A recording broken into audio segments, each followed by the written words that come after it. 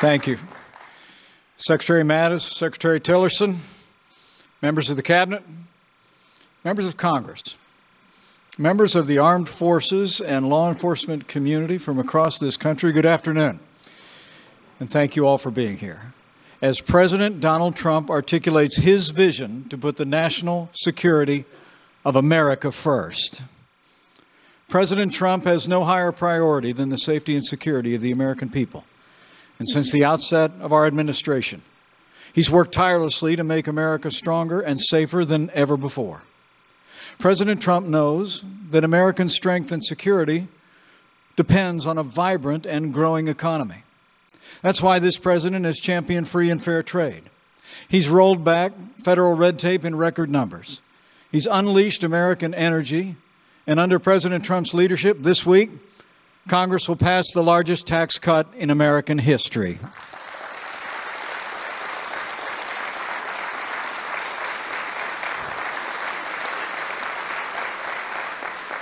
But to ensure the safety and security of the American people, our president has been working tirelessly from the first day of this administration, defending our borders, enforcing our laws, removing dangerous illegal criminals from our streets. And illegal crossings at our southern border are already down by more than 50%. Under President Trump's leadership, we're also rebuilding our military and making the strongest fighting force in history stronger still. The president has already signed the largest increase in defense spending in nearly a decade. And just last week, President Donald Trump signed into law one of the largest investments in our national defense since the days of Ronald Reagan.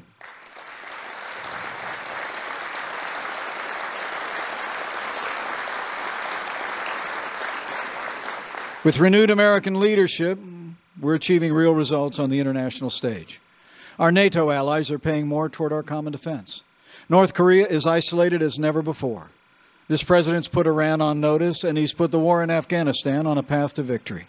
And thanks to the leadership of our commander-in-chief and the courage of our armed forces, ISIS is on the run, their capital has fallen, and their so-called caliphate has crumbled across Syria and Iraq.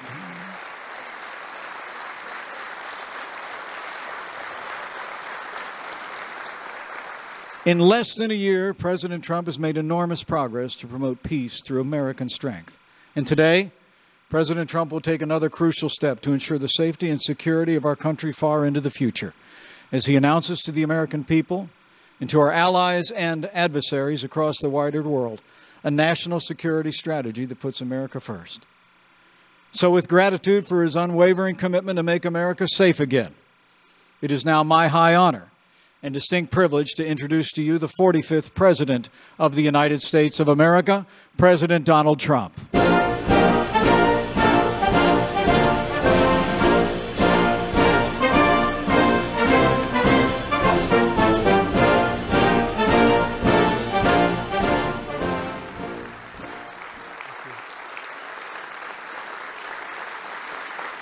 Thank you.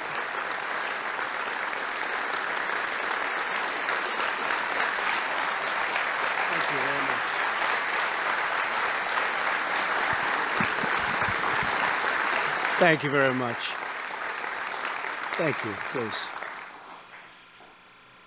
I want to thank Vice President Pence, along with the many members of my cabinet here with us today. I also want to thank all of the dedicated professionals, military, civilian, and law enforcement, who devote their lives to serving our nation.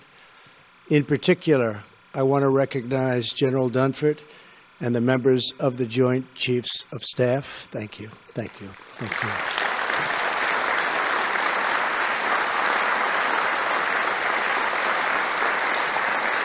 you. In addition, we are honored to be joined by House Majority Leader Kevin McCarthy, Homeland Security Chairman Mike McCall, and Senate Majority Whip John Cornyn. Thank you very much. Thank you for being here.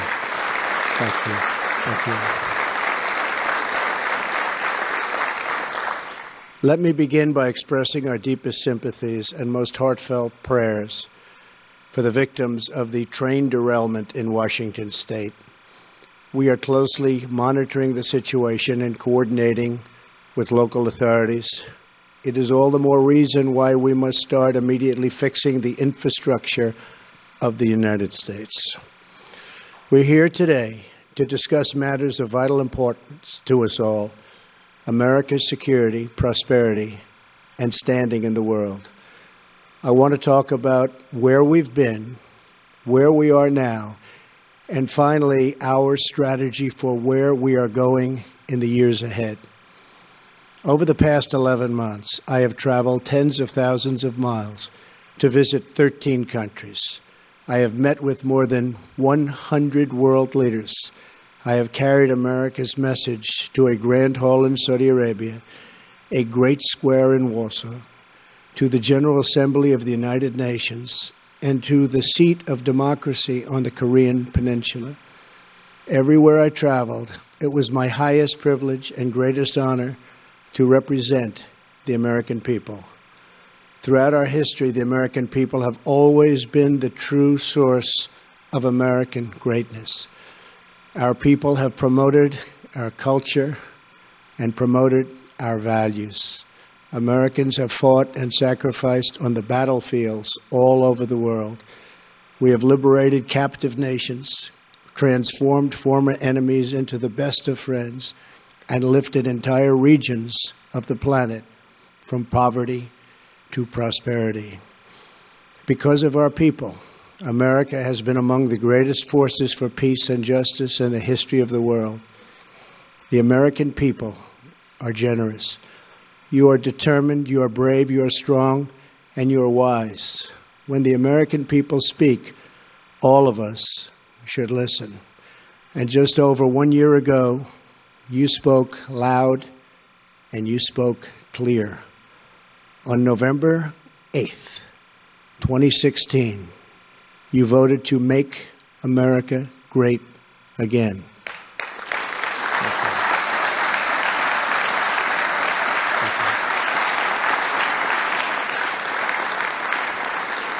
You embrace new leadership and very new strategies, and also a glorious new hope. That is why we are here today. But to seize the opportunities of the future, we must first understand the failures of the past. For many years, our citizens watched as Washington politicians presided over one disappointment after another. To many of our leaders, so many, who forgot whose voices they were to respect and whose interests they were supposed to defend. Our leaders in Washington negotiated disastrous trade deals that brought massive profits to many foreign nations, but sent thousands of American factories and millions of American jobs to those other countries. Our leaders engaged in nation building abroad while they failed to build up and replenish our nation at home. They undercut and shortchanged our men and women in uniform with inadequate resources, unstable funding, and unclear missions. They failed to insist that our often very wealthy allies pay their fair share for defense, putting a massive and unfair burden on the U.S. taxpayer and our great U.S. military.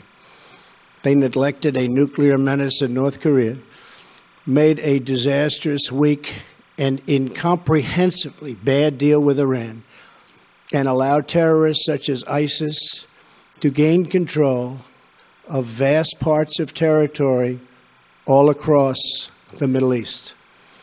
They put American energy under lock and key. They imposed punishing regulations and crippling taxes. They surrendered our sovereignty to foreign bureaucrats in faraway and distant capitals. And over the profound objections of the American people, our politicians left our borders wide open. Millions of immigrants entered illegally. Millions more were admitted into our country without the proper vetting needed to protect our security and our economy. leaders in Washington imposed on the country an immigration policy that Americans never voted for, never asked for, and never approved. A policy where the wrong people are allowed into our country and the right people are rejected. American citizens, as usual, have been left to bear the cost and to pick up the tab. On top of everything else, our leaders drifted from American principles. They lost sight of America's destiny, and they lost their belief in American greatness. As a result, our citizens lost something as well. The people lost confidence in their government and eventually even lost confidence in their future. But last year, all of that began to change. The American people rejected the failures of the past. You rediscovered your voice and reclaimed ownership of this nation and its destiny. On January 20th, 2017, I stood on the steps of the Capitol to herald the day the people became the rulers of their nation again. Thank you. Thank you.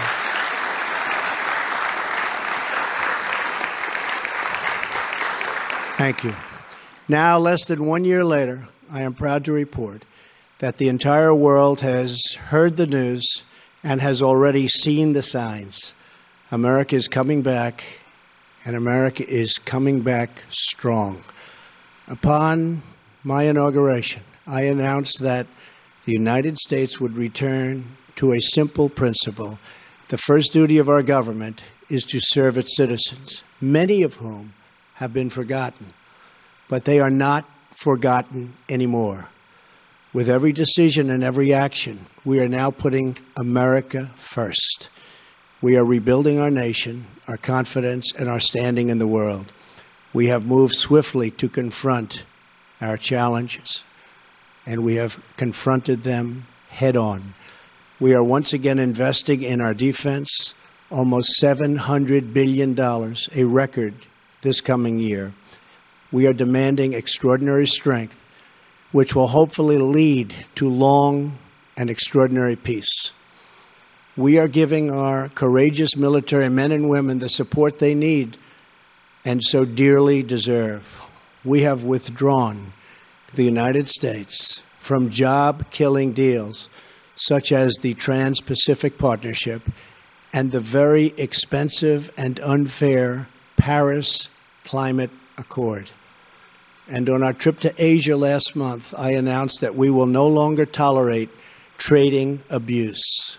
We have established strict new vetting procedures to keep terrorists out of the United States, and our vetting is getting tougher each month. To counter Iran and block its path to a nuclear weapon, I sanctioned the Islamic Revolutionary Guard Corps for its support of terrorism, and I declined to certify the Iran deal to Congress. Following my trip to the Middle East, the Gulf states and other Muslim-majority nations joined together to fight radical Islamist ideology and terrorist financing. We have dealt ISIS one devastating defeat after another. The coalition to defeat ISIS has now recaptured almost 100% of the land once held by these terrorists in Iraq and in Syria. Great job. Great job. Really good. Really good. Thank you. Thank you. We have a great military. We're now chasing them wherever they flee, and we will not let them into the United States.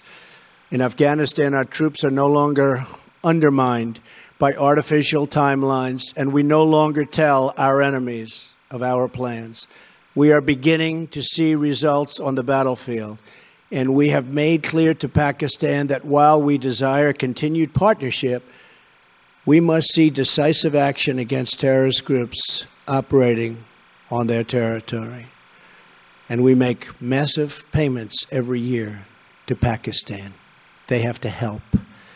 Our efforts to strengthen the NATO alliance set the stage for significant increases in member contributions, with tens of billions of dollars more pouring in, because I would not allow member states to be delinquent in the payment while we guarantee their safety and are willing to fight wars for them.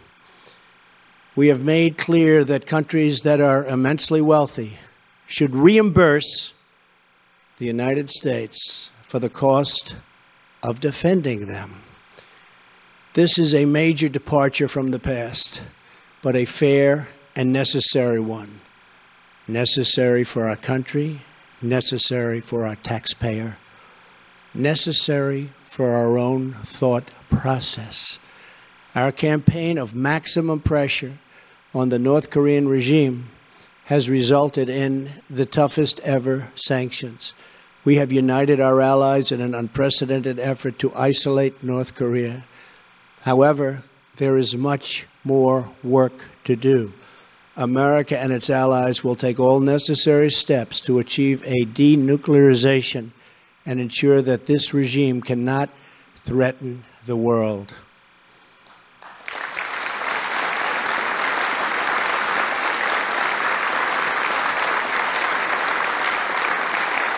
Thank you. This situation should have been taken care of long before I got into office, when it was much easier to handle. But it will be taken care of. We have no choice. At home, we are keeping our promises and liberating the American economy.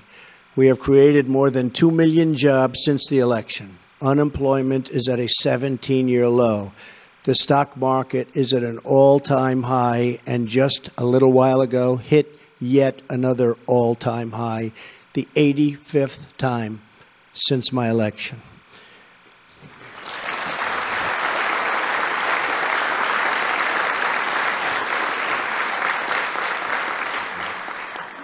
We have cut 22 regulations for every one new regulation, the most in the history of our country. We have unlocked America's vast energy resources. As the world watches, and the world is indeed watching, we are days away from passing historic tax cuts for American families and businesses. It will be the biggest tax cut and tax reform in the history of our country. Thank you. Thank you. Thank you.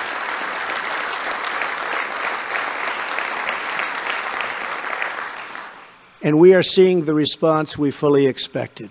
Economic growth has topped 3% for 2 quarters in a row. GDP growth, which is way ahead of schedule under my administration, will be one of America's truly greatest weapons. Optimism has surged. Confidence has returned. With this new confidence, we are also bringing back clarity to our thinking. We are reasserting these fundamental truths. A nation without borders is not a nation.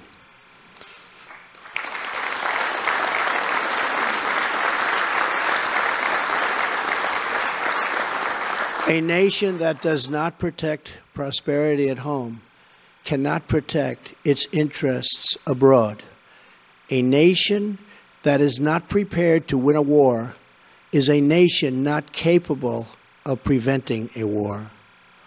A nation that is not proud of its history cannot be confident in its future. And a nation that is not certain of its values cannot summon the will to defend them.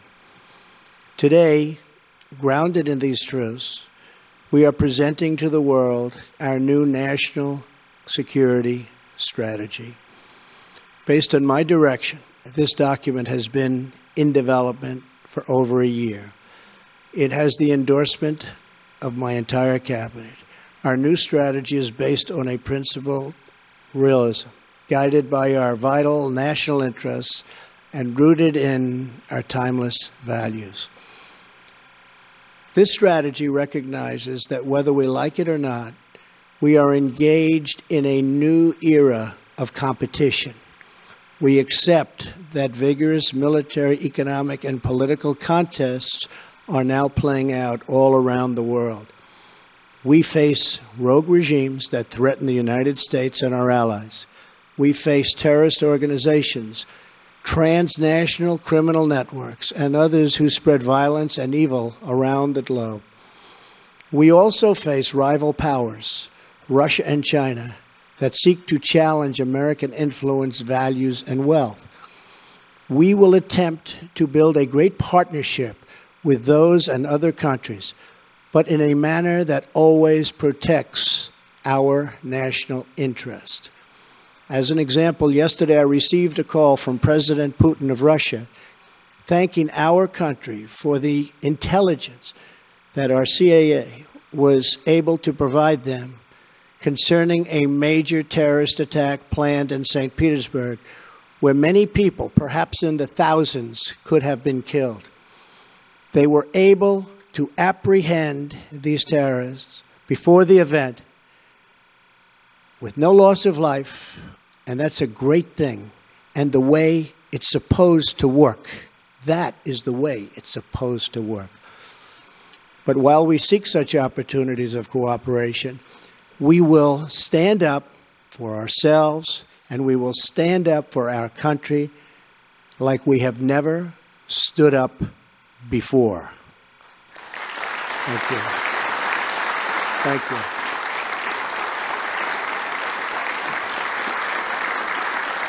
Thank you. We know that American success is not a foregone conclusion. It must be earned and it must be won. Our rivals are tough. They're tenacious and committed to the long term. But so are we. To succeed, we must integrate every dimension of our national strength, and we must compete with every instrument of our national power. Under the Trump administration, America is gaining wealth, leading to enhanced power faster than anyone thought, with $6 trillion more in the stock market alone since the election. $6 trillion. With the strategy I am announcing today, we are declaring that America is in the game and America is going to win. Our strategy, thank you.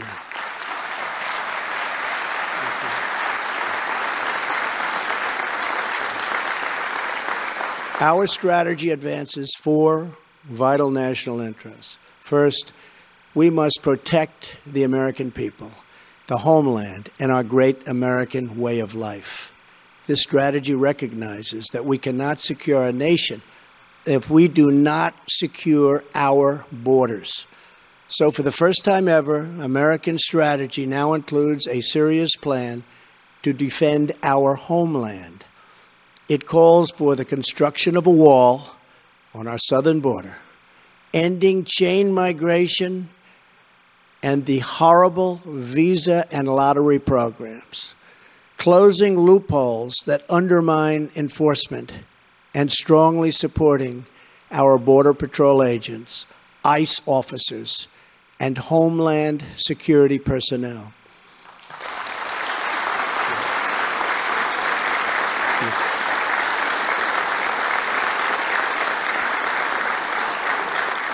In addition, our strategy calls for us to confront, discredit, and defeat radical Islamic terrorism and ideology, and to prevent it from spreading into the United States. And we will develop new ways to counter those who use new domains such as cyber and social media to attack our nation or threaten our society. The second pillar of our strategy is to promote American prosperity. For the first time, American strategy recognizes that economic security is national security. Economic vitality, growth, and prosperity at home is absolutely necessary for American power and influence abroad. Any nation that trades away its prosperity for security will end up losing both. That is why this national security strategy emphasizes more than ever before the critical steps we must take to ensure the prosperity of our nation for a long, long time to come. It calls for cutting taxes and rolling back unnecessary regulations. It calls for trade based on the principles of fairness and reciprocity. It calls for firm action against unfair trade practices and intellectual property theft. And it calls for new steps to protect our national security, industrial, and innovation base. The strategy proposes a complete rebuilding of American infrastructure, our roads, bridges, airports, waterways, and communications infrastructure. And it embraces a future of American energy dominance and self-sufficiency. The third pillar of our strategy is to preserve peace through strength.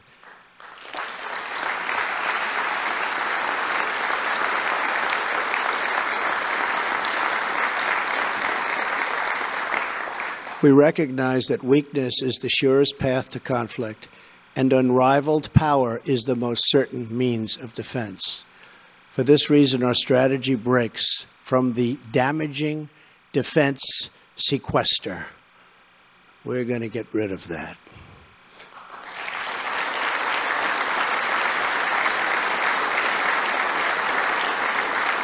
It calls for a total modernization of our military and reversing previous decisions to shrink our armed forces, even as threats to national security grew. It calls for streamlining acquisition, eliminating bloated bureaucracy, and massively building up our military, which has the fundamental side benefit of creating millions and millions of jobs. This strategy includes plans to counter modern threats, such as cyber and electromagnetic attacks. It recognizes space as a competitive domain and calls for multi-layered missile defense.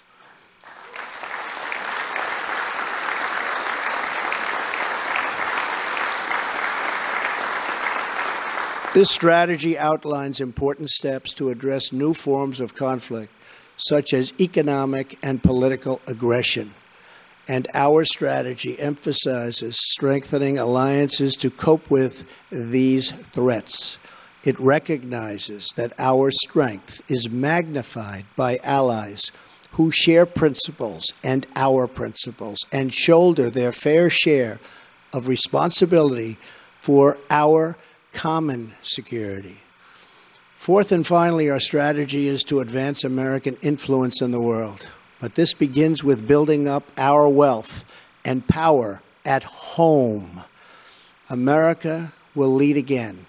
We do not seek to impose our way of life on anyone, but we will champion the values without apology. We want strong alliances and partnerships based on cooperation and reciprocity. We will make new partnerships with those who share our goals and make common interests into a common cause.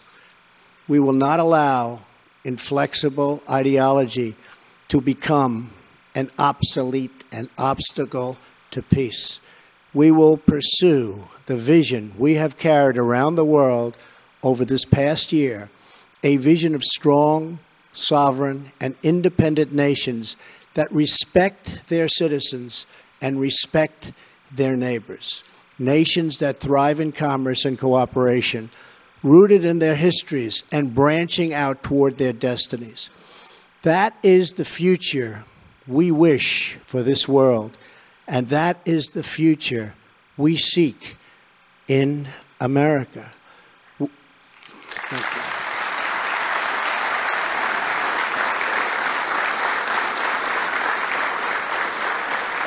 you. With this strategy, we are calling for a great reawakening of America, a resurgence of confidence, and a rebirth of patriotism, prosperity, and pride. And we are returning to the wisdom of our founders. In America, the people govern, the people rule, and the people are sovereign. What we have built here in America is precious and unique. In all of history, never before has freedom reigned, the rule of law prevailed, and the people thrived as we have here for nearly 250 years. We must love and defend it. We must guard it with vigilance and spirit, and if necessary, like so many before us, with our very lives. And we declare that our will is renewed, our future is regained, and our dreams are restored. Every American has a role to play in this grand national effort. And today I invite every citizen to take their part in our vital mission. Together, our task is to strengthen our families, to build up our communities, to serve our citizens, and to celebrate American greatness as a shining example to the world. As long as we are proud, and very proud of who we are, how we got here, and what we are fighting for to preserve, we will not fail. If we do all of this, if we rediscover our resolve and commit ourselves to compete and win again, then together we will leave our children and our grandchildren a nation that is stronger, better, freer, prouder, and yes, an America that is greater than ever before. God bless you. Thank you very much. Thank you.